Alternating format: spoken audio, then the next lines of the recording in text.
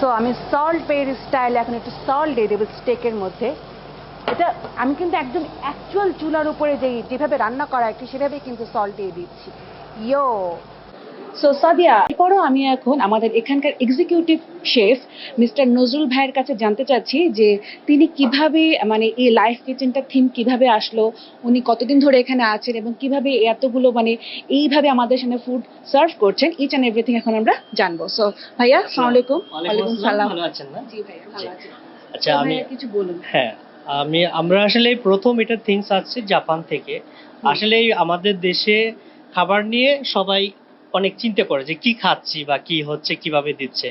So আমরা এই চিন্তা থেকে যে আমরা যাতে কিছু কাস্টমারদের একদম ফ্রেশ রান্না করে সামনেই প্রেজেন্ট করতে পারি, সেজন্য আমরা এইটা আমাদের থিঙ্কিং আছে যে লাইভ কিচেন করে তাদেরকে ফ্রেশ এবং হেলথলি ফুড খাওয়াবো।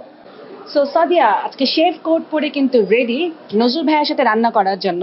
আমি ভাইয়াকে আমি সল্ট পেরি স্টাইলে এখন একটু সল্ট দিয়ে দেবো স্টেকের মধ্যে। এটা আমি কিন্তু একদম অ্যাকচুয়াল চুলার উপরে যেভাবে রান্না করা একটু সেভাবেই কিন্তু সল্ট দিয়ে দিচ্ছি। ইয়ো সো সাদিয়া,